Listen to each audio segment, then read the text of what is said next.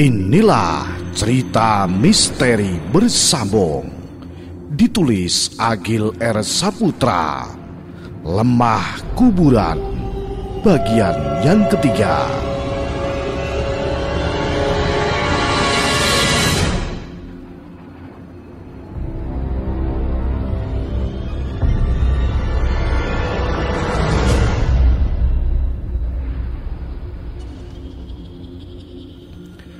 Masih di waktu yang sama di rumah sang lurah, mereka semua yang kini sudah berada di ruang tamu tampak terdiam. Nalarnya masih mencoba untuk mencerna tentang sosok pocong bersimpuh yang mereka lihat di ruangan utama beberapa saat lalu. Semua orang bersila gelisah di tikar bawah, sementara Lurah Pawiro berada di dekat istrinya yang dibaringkan di kursi ruang tamu itu. Tampak Mbah Gotro yang tiba memukul-mukul dadanya dengan tangannya. Ia terlihat mencari sesuatu dari balik sakunya, membuat mereka kini bertanya. "Kenapa, Mbah?" tanya Pak Karim memecah keheningan. "Obat anti nyeriku keri," jawab Mbah Gotro dengan napasnya yang sedikit tersengal. "Tuh," tanggap Lurah Pawiro, yang segera menyuruh Kadus Barjo untuk mengantarkan Mbah Gotro pulang. "Kang Jo, tolong Mbah Gotro didereke, mumpung durung patio bengi," pinta sang lurah seraya menoleh ke arah jam dinding yang menunjukkan pukul 22.45 itu. "Wah, nek dewi aku rawani, Kang," jawab Barjo yang kini terlihat saling pandang dengan Kadus Wicak.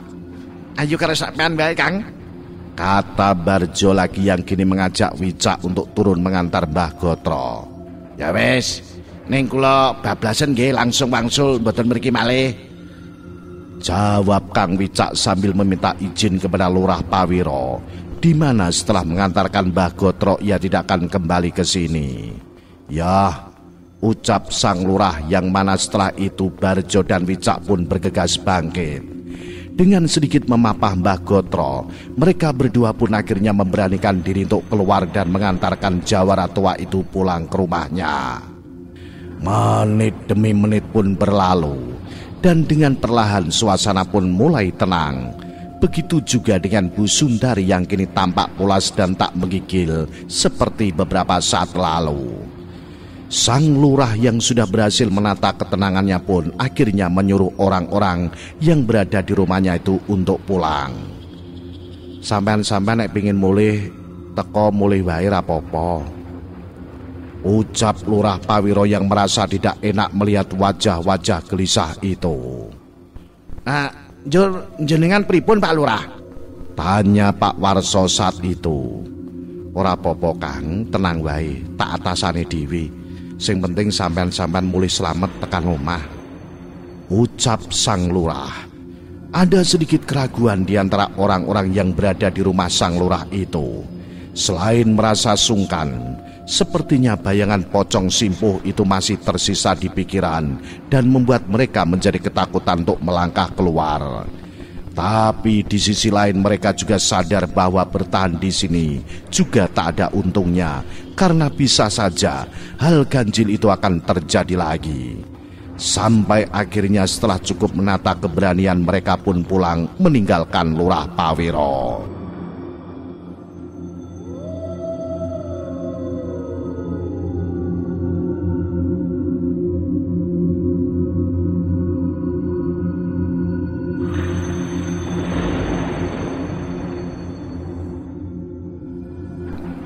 Sang lurah yang kini sendiri terlihat memastikan selimut yang menutupi tubuh istrinya itu tertutup rapat. Dan setelah itu ia pun bangkit dan meraih teko kopi yang berada di dekatnya. Ia tuangkan kopi yang sudah tak hangat itu ke dalam gelas bekas bukan miliknya dan berlanjut dengan membakar sebatang rokoknya. Jemarinya tampak sedikit gemetar. Dikepulkannya asap rokoknya seraya menenangkan diri di atas apa yang terjadi. "Harusnya saya tidak maju lagi dalam pilkades ini," batinnya di antara keluh asap rokoknya itu. Walaupun itu hanya sekejap, karena seketika pikirannya segera berubah ketika mengingat betapa loyalnya orang-orang yang selama ini mendukungnya. Semilir angin menembus masuk melalui lubang kaca jendela ruang tamunya yang pecah itu, membuatnya segera bangkit dan menutupinya dengan gulungan-gulungan karpet yang ia tegakkan. Walah, keluhnya setelah itu. Sang lurah kembali memastikan keadaan istrinya, yang mana ia sedikit merasa lega ketika melihat kepala istrinya sudah berpeluh dan juga tidak lagi merasakan panas yang berlebih di kening dari leher istrinya itu. Oh, syukur nek wis rada adem, ucapnya yang kini beranjak merebah di bawah karpet. Sejenak ia menatap langit-langit lalu memejamkan matanya. Tak lama setelah itu, dan entah bagaimana caranya, setelah semua yang terjadi malam itu, Lurah Pawiro pun tertidur dengan lelapnya.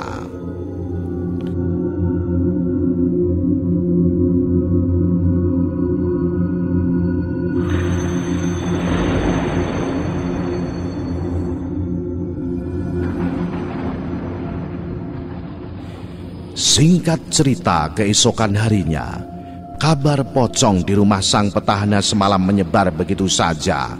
Entah siapa yang mulai cerita itu. Yang jelas pagi itu topik bungkusan kafan yang terbang masuk ke rumah Pak Lurah tadi malam segera menjadi bahasan dalam setiap perbincangan di sudut-sudut desa Mekarsari itu. Hei, Pak Lurah dikirimi santet. Bu Lurah saiki dadi loro, kata seorang ibu-ibu dalam sebuah obrolan di pedagang sayur keliling pagi itu. Iya, bojoku kae mau bengi girap-girap melayu saka omahe Pak Lurah. Jarene weruh pocongan mabur mlebu jero omahe Pak Lurah. Tanggap salah seorang ibu-ibu lagi dalam pembicaraan itu. Semua tuduhan tentu tersudut ke arah Juragan Wiryo. Memangnya siapa lagi selain dia orang yang mempunyai motif saat ini untuk mengganggu Lurah Pawiro Atmojo. Sementara itu di waktu yang sama, di Mekarwetan yang mana itu juga adalah wilayah dusun Lurah Pawiro tinggal, pagi itu tampak para kepala dusun sudah berkumpul di rumah Kadus Barjo. Pak Tunggul sebagai Kadus Mekar Kulon, Wicak sebagai Kadus Mekar Kidul, Kang Saleh sebagai Kadus Mekar Lor, Pak Mansur Kadus Mekar Tengah, dan yang terakhir yaitu Barjo sebagai Kadus Mekar Wetan. Wajah-wajahnya tampak pucat dan lemas, sepertinya semalam mereka tak bisa tidur. Kang Saleh adalah salah satunya di antara 5 orang itu yang terlihat menekuk mukanya. Kadus Mekar Lor itu tampaknya menahan amarah. Pancen celeng, ora iso nek kaya ngene carane, ucap Kang Saleh seraya meletakkan kantong plastik yang berisi tanah di atas meja ruang tamu Kadus Barjo itu. Ia berujar bahwa tadi pagi ia menemukan tanah itu bercecer di lantai teras rumahnya, yang mana itu sangat ia yakini sebagai tanah kuburan yang sengaja disebar oleh seseorang. Iki coba diambu, lak mambu srimpito, kata Kang Saleh yang lagi sambil membuka bungkusan plastik itu. Iya Kang, bojoku mau esuk ya nemu kaya ngono ning ngarep omah, tanggap Pak Mansur Kadus Mekar Tengah yang segera disambut oleh Pak Tunggul yang mengeluarkan sesuatu yang akan sangat mengagetkan. Saliyane lemah kuwi, aku malah karo nemu iki ning ngarep lawang, ucap Pak Tunggul Kadus Mekar Kulon seraya mengeluarkan nisan kayu yang bertuliskan nama dirinya dari balik jaketnya. Asu nek iki, tanggap Kang Wicak seraya mengusap wajahnya dengan resah. Fakta pagi ini adalah semua kadus-kadus itu mendapati ceceran tanah berbau minyak mayat di depan rumahnya masing-masing. Dan Pak Tunggul yang sedikit berbeda dari yang lainnya, karena selain menemukan ceceran tanah itu, ia juga mendapati sebuah nisan kayu yang bertuliskan nama dirinya tergeletak di depan pintu rumahnya. Wes, tak labrake wae. Wiryo bajingan kae, ora ngelingi jaman kere njaluk tulunge karo aku terus, Kata Kang Saleh kadus mekar lor berdarah campuran Jawa Madura itu yang justru segera dicegah oleh Pak Tunggul. Wes ojo Kang, iki urusan halus. Senajan awak dhewe yakin iki ulah dheke, nang awak dhewe ora ana buktine. Kejaba nek dhewe iso nangkap basa pelakune. Wis to, ora usah emosi sik, malah iso kedawan-dawan urusane mengko. Saiki sepiye carane ngatasi iki nggawa cara sing sak mestine. Kata Pak Tunggul mencegah Kang Saleh yang marah itu. Ket awal wirya ki wis tak omongi lho, ora usah jago lurah. Aku sebagai salah sijining wong sing cedhak karo dekne, jelas ngerti kemampuane dekne. Lah wong maca wae ora lancar ora pecus, latar belakange ya kaya ngono. Ora iso nenangke wargane dhewe sing wis konservatif, ya ta? Ha, ngene iki piye? Ya iki carane akhire, nek ora ngobong duit ya nggo cara irengan kon iki. Ya ta? Gerutu Kang Saleh. Sebelum ke mulut pencalonan pilkadas ini terjadi, Kang Saleh adalah orang yang dekat dengan Juragan Wirya. Bahkan bisa dikatakan ia sudah menjadi sahabat Bandar Dadu itu sejak lama, dari zaman miskin hingga sukses seperti ini. Tapi kedekatan itu pecah seiring dengan kedatangan almarhum Kang Bajul yang menjadi pembisik atas pencalonan ini. Kang Saleh yang waktu itu tahu akan kapasitas dan kemampuan Juragan Wirya sempat mencegah. Bukan ia menganggap Wirya tak pantas mengabdi, namun ia berpendapat bahwa menjadi lurah bukanlah jalan seorang Wirya jika hanya ingin turut memajukan desa ini menjadi pamong atau tokoh. Dan donatur saja sudah cukup membuat Juragan Judi Dadu itu dihormati oleh masyarakat di Kelurahan Mekarsari ini. Sing kudu waspada ki sampean, Kang, saut Wicak kepada Pak Tunggul. Memang benar juga Pak Tunggul selaku kepala dusun di mana tempat Juragan Wirya tinggal. Memang seharusnya harus waspada untuk kubu Wirya. Ia kini seperti diibaratkan sebagai pengkhianat karena tidak mendukung calon dari dusunnya sendiri. Mungkin itu juga yang menjadi sebab ia mendapat kiriman kayu nisan itu selain tanah makom. Tapi iku kan yo hakku to meh dukung di. Tur genah aku wis utang budi akeh karo Pak Lurah. Keluargaku wis dibantu akeh banget sakwene iki. Piye? Sanggah Pak Tunggul dengan pendapatnya. Wes saiki ngene. Awak dhewe lapor Pak Lurah tentang kejadian iki. Wong mergane nek sida Pak Lurah karo Mbah Gotro meh budal ning Sapu Angin esuk iki arepe ketemu wong pinter.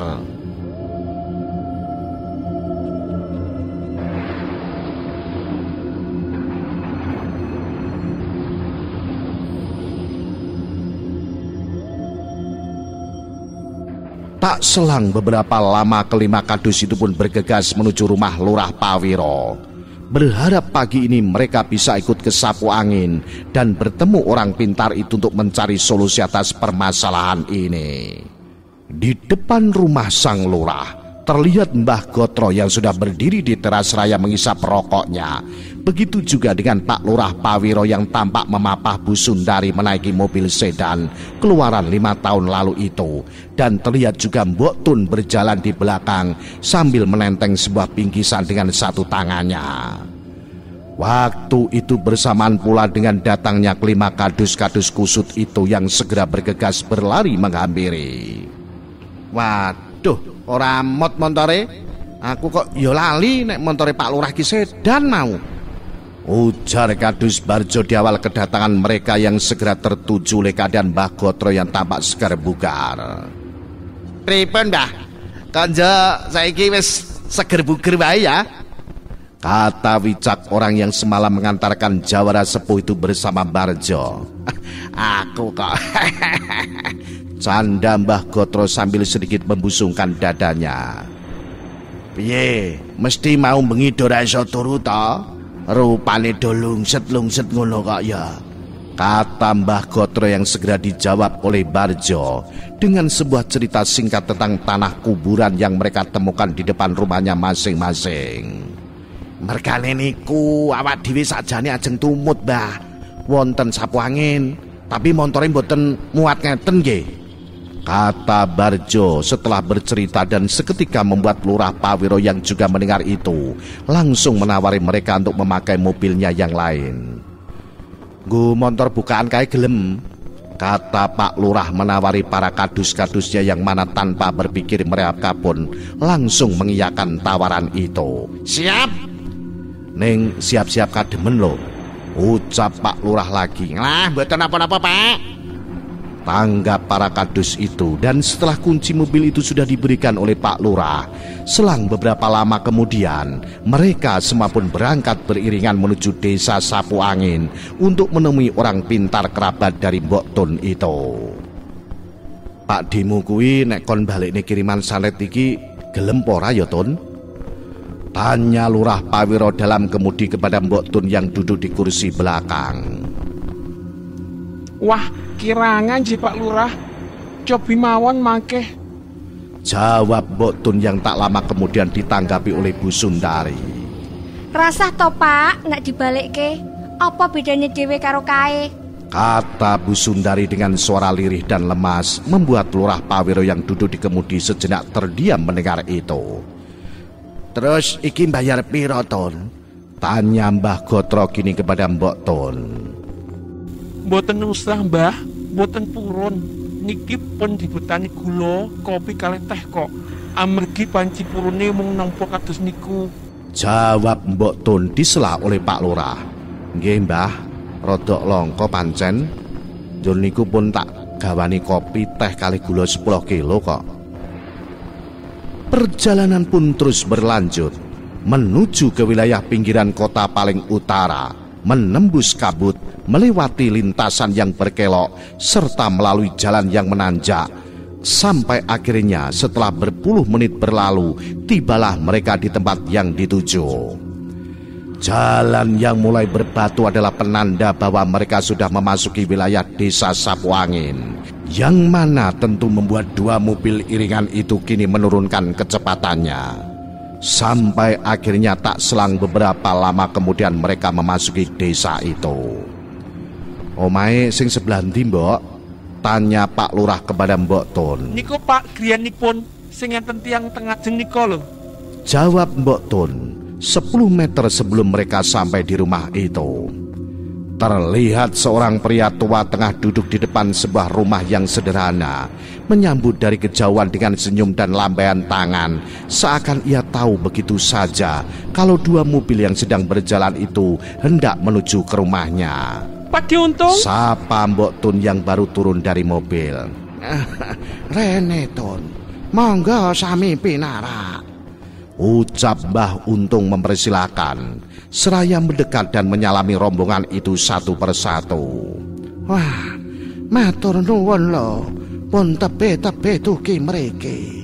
Monggo sami mlebet wonten gubuk kula niki, monggo," ucap Mbah Untung lagi kepada rombongan itu.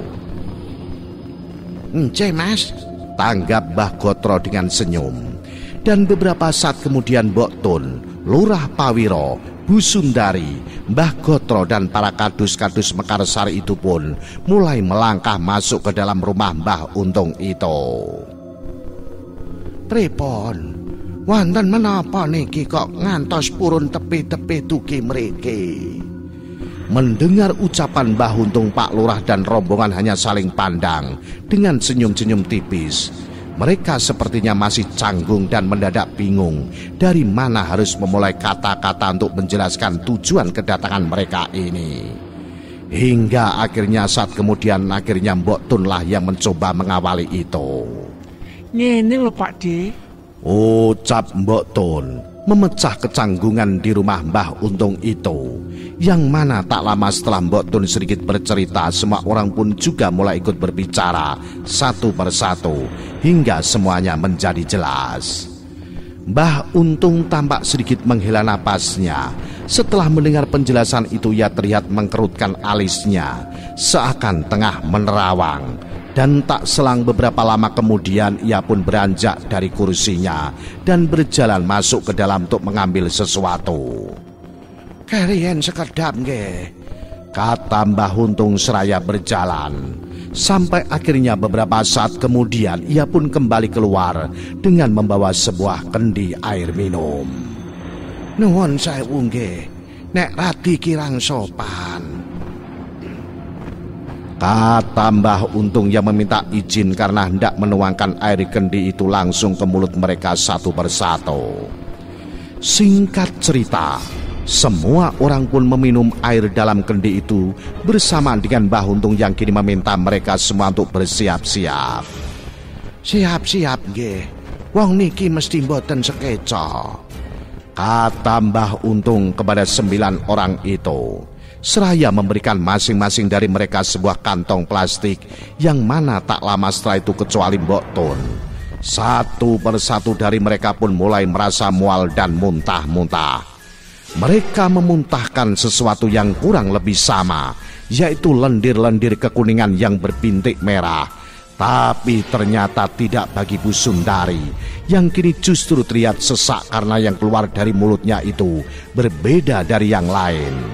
Yang mana setelah diperiksa, apa yang dimuntahkannya adalah beberapa gumpalan-gumpalan yang berwarna coklat. Niki lemah kuburan niku lho, kata Mbah Untung kepada Bu Sundari yang kini terlihat sudah berkuyup dengan peluh dan merasa cukup tercengang ketika tahu apa yang dimuntahkannya itu adalah gumpalan-gumpalan tanah. Siji-sijine tiyang sing wonten mriki namung jenengan, Bu, ingkang sampun kelebon teluh utawa santet. Nanging boten napa kok, insyaallah jenengan bar niki mesti ngrasa luwih sekeca, ungkap Mbah Untung setelah itu. Terus napa sing kedah kita tindake, Kang, bar niki? Tanya Mbah Gotro kini. Inggih, pokoke griya-griyane jenengan kedah kula resiki, kata Mbah Untung saat itu. Terus kapan niku, Mbah? Tanya Lurah Pawiro kini. Sakjane ngoten nggih kedah sacepete. Ning di ngapunten, menawi cedhak-cedhak dinten niki kula dereng saged, amargi saweg wonten lelaku sing kedah kula rampungke. Tapi tenang mawon, mangke nek pun lega kula mesti bakal sowan wonten griya-griyaning jenengan sedaya. Terus sementara niki jenengan kula paringi ceklan riyin damel jaga-jaga nggih, kata Mbah Untung yang kembali beranjak untuk mengambil sesuatu di dalam kamarnya. Dan beberapa saat kemudian Mbah Untung pun kembali keluar membawakan sesuatu untuk orang-orang ini, berupa kotak-kotak kecil yang dibungkus dengan kain hitam dan dibagikan pada mereka tanpa terkecuali.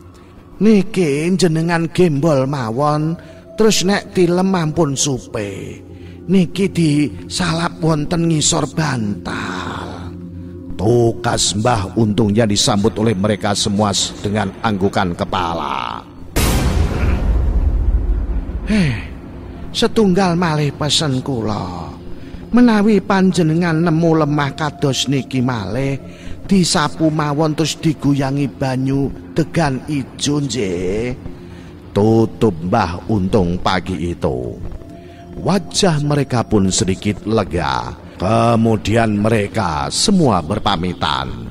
Mbah Untung tidak benar-benar memberitahu siapa orang yang telah melakukan itu. Namun tentu itu bukanlah masalah bagi mereka, karena dugaan kuat sudah tertuju kepada pihak Juragan Wirya.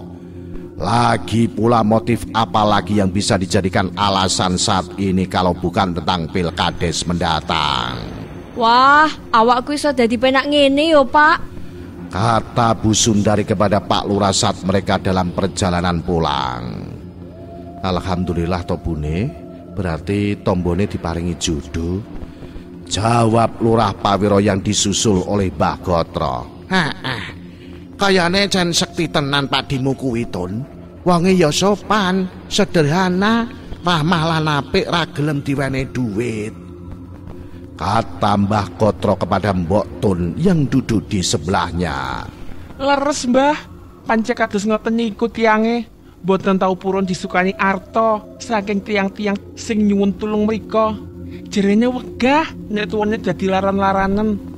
Lara-laranen piye to, Ton, maksude? Nek jarine Pakde kula niku, wong-wong pinter sing gelem nampa dhuwit, biasane tuwane bakal lara-laranen. Percaya mboten percaya nggih kebukti. Dekne ngantos sapriki mboten nate gerah. Jelas mbok tun atas pertanyaan dari Mbah Gotro. Oh, eneng bener re. Pancen nek tak delok Pakdemu karo aku umure paling mung kacek 3 nganti 5 tahunan sak ngisorku. Singkat waktu setelah melewati perjalanan yang sebenarnya tak begitu jauh itu, akhirnya sampailah juga para rombongan mobil itu di Mekarsari, lebih tepatnya di depan rumah sang lurah. Yang mana beberapa saat setelah mereka turun dan sebelum semua beranjak pulang, Lurah Pawiro pun meminta Mbah Gotro dan para kadus-kadusnya itu untuk masuk terlebih dahulu ke rumahnya, karena sepertinya ada sedikit hal yang ingin beliau pesankan. Tolong diomongke ning wong-wong nek mengko bengi awak dhewe rasa kumpul-kumpul sik ya, kata Lurah Pawiro kepada mereka. Yang mana beberapa saat sudah itu dan setelah sedikit perbincangan, mereka semua pun berpamitan dan beranjak pulang ke rumahnya masing-masing.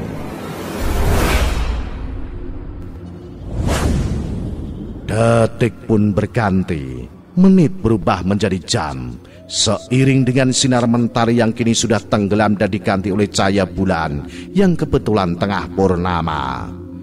Petang itu untuk kali pertama suasana desa Mekarsari ini tak seperti biasanya, karena sudah sejak maghrib hingga sekarang sekira pukul 11 malam seakan tak ada lalu lalang orang yang keluar dari rumahnya.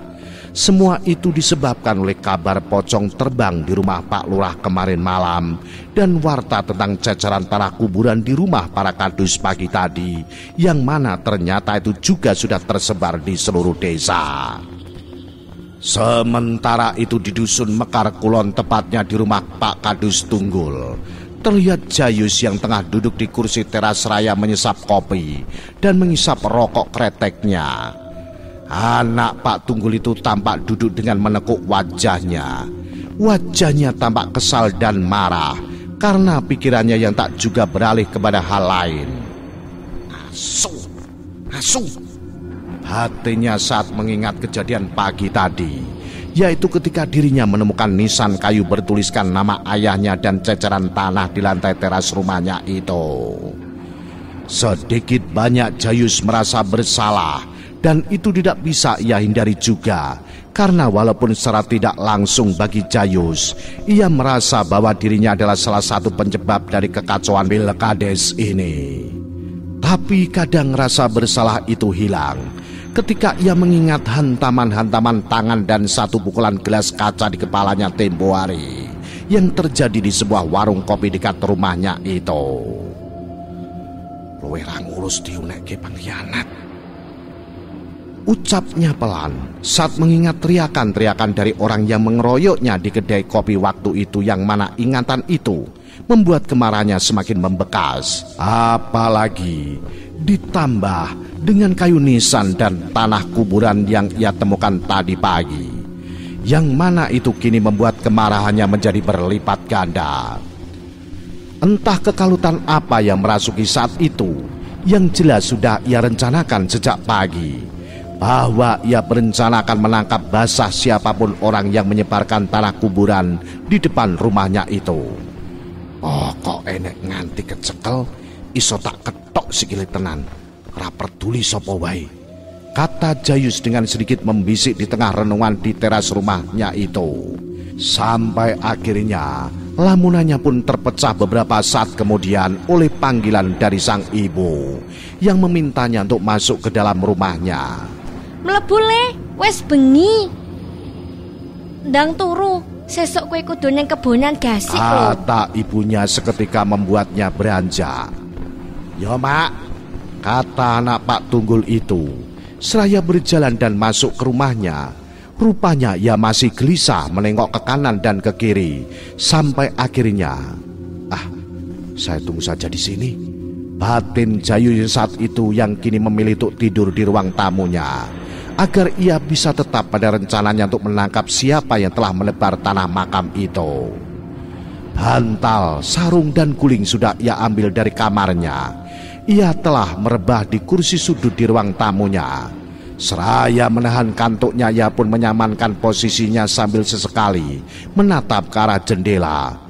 Tapi tak bisa dipungkiri juga bahwa sebenarnya dirinya lelah setelah seharian bekerja di kebun, yang mana bagaimanapun caranya ia menahan kantuknya, pada akhirnya rasa letihnya membuat dirinya tertidur tanpa sengaja.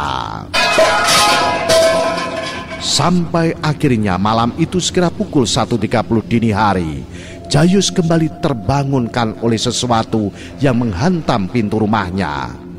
Suaranya tak begitu keras, namun itu cukup untuk membuat Jayus yang ketiduran itu kini langsung terbangun.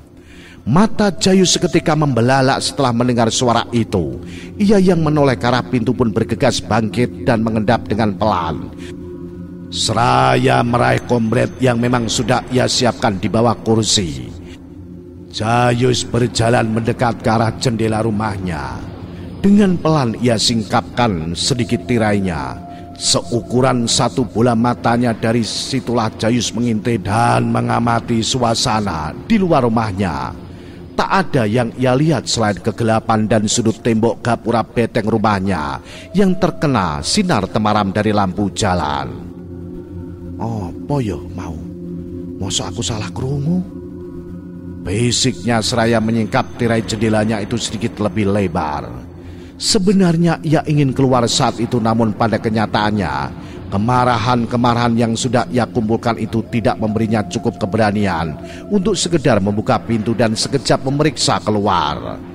Yang ada kini malah tengkuknya mulai bergedek. Asu. Bisiknya yang masih mencoba bertahan mencermati setiap bagian luar rumahnya dari bilik singkapan tirai itu.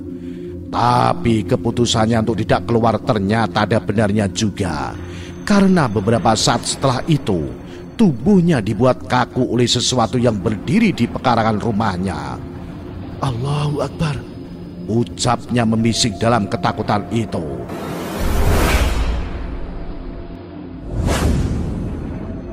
Melihat sosok bungkusan putih yang entah dari mana datangnya, tiba-tiba saja muncul begitu saja dan berdiri di atas tanah pekarangan depan rumahnya. Dari balik jendela mata Jayus tak bisa berkedip, seakan terhipnotis untuk terus menatap sosok berupa pocong itu. Begitu juga dengan satu tangan yang sedari tadi menyingkap tirai jendela rumahnya itu, kini malah semakin kencang meremas singkapan itu. Suasana pun semakin kacau ketika sosok pocong itu kini mulai terbang rendah melandai mendekatinya, sepertinya tahu kalau ada orang yang tengah mengintai dari balik jendela. Bersamaan dengan itu bau anyir darah bercampur bangkai seakan menembus kaca dan mulai menusuk penciumannya si Jayus. Tapi lagi-lagi hal itu tak serta-merta membuat tubuhnya yang kaku bisa berlari menjauh. Sampai akhirnya sosok itu kini berhenti dan berdiri satu langkah di depan matanya. Walau itu masih tersekat kaca jendela, namun rupa wajahnya terlihat sangat jelas di mata si Jayus. Allahu Akbar, Allahu Akbar, Bismillah, ucap Jayus dengan lidahnya yang keluh dan tubuhnya semakin gemetar.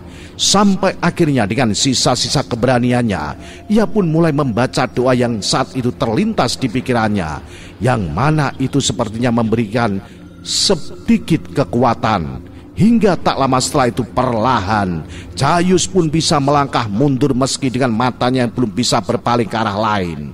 Dan bersamaan dengan itu keanehan pun bertambah ketika singkapan tirai yang sudah terlepas dari jemarinya tak juga menutup seperti seharusnya. Dan benar saja, karena beberapa detik setelah itu kehilangan jangkauan, kini secara tiba-tiba wajah itu, yaitu wajah pocong itu, sudah berada memenuhi celah di antara singkapan tirainya. Seketika Jayus pun limbung terhuyung mundur. Bersamaan dengan suara combret yang ia genggam, kini terjatuh di lantai rumahnya. Ma, kata Jayus yang perlahan Penglihatannya semakin memudar dan kian gelap, yang mana pada akhirnya malam itu dirinya yang sudah diambang batas pun terjatuh dan terkulai di lantai ruang tamunya itu. Jayus tak sadarkan diri. Nah, bagaimanakah kisah selanjutnya? Apa yang akan terjadi kemudian? Ikuti terus cerita misteri bersambung ini. Lemah Kuburan, seri selanjutnya. Salam Jimatres, salam satu misteri. Au.